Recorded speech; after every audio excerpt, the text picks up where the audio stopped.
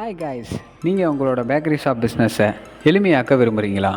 இன்னமும் நீங்கள் உங்கள் பேக்கரி ஷாப்பில் நடக்கிற வரவு செலவு, டெபிட் கிரெடிட் மற்றும் ஸ்டாக் மேனேஜ்மெண்ட் போன்ற பொருட்களோட இருப்பு போன்றவைகளை தெரிந்து கொள்ள சிரமப்படுறீங்களா?